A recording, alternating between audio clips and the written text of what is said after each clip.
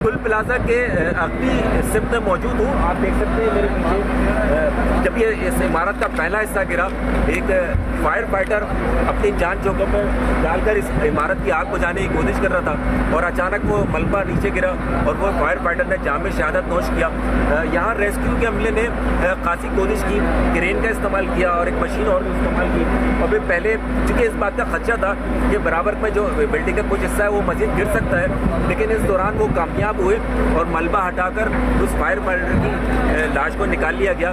اس کے فوراً بعد ہی ہم نے دیکھا کہ عمارت کا کچھ دوسرا حصہ جو ہے وہ پھر زمین بوس ہوا.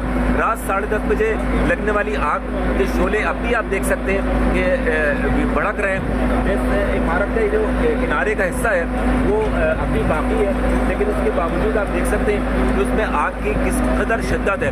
جو دوسری طرف کا حصہ ہے وہ کچھ قدرے بہتر ہے، لیکن وہاں آگ کی ابھی بھی شعلے نظر آ رہے ہیں، کالے دھواں بھی نکلتا ہوا نظر آ رہا ہے. لیکن اس سے زیادہ کوشش اس بات کی ہے کہ اس آگ کو بجھایا جا سکے. پہلے اسٹریٹجی یہ تھی کہ اس بلڈنگ کی آگ کو قابو پایا جا سکے.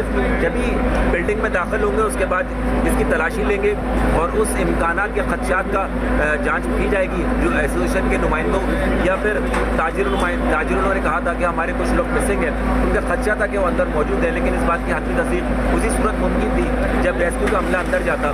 لیکن یہ آگ ہے، آگ کی کم نہیں ہو سکی. اس وقت بھی آپ دیکھ رہے ہیں چیزیں ٹوٹ کے گر رہی ہیں. Chief fire officer Humayun Khan کا کہنا یہ ہے کہ ہمیں خدشہ ہے کہ یہ والی بلڈنگ کا حصہ بھی کسی وقت کی زمین بوس ہو سکتا ہے.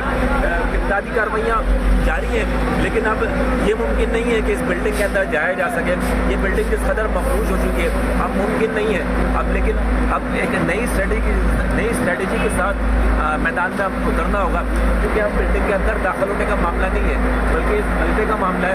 اس ملبے کو کس احتیاط کے ساتھ نکالا جائے، کیا امکانات ہیں یہ اب دیکھنا پڑے گا کہ کیا حکمت عملی اپناتے ہیں. لیکن اس وقت کی آگ کی شدت میں آپ کو دکھا چکا ہوں. آگ کی شدت اسی طرح جاری ہے جس طرح آپ نے رات میں دیکھی تھی، لیکن چونکہ اب بلڈنگ کی ساری یہ جل چکی ہے تو ظاہر ہے آگ میں فرق تو آیا ہے، لیکن آگ جو اپنے آخری مرحلے پر ہے اس میں بھی اپنی پوری بے رحم شعلے جو ہے وہ اپنی پوری طاقت کے ساتھ باقی ماندہ چیزوں کو جلانے ہیں.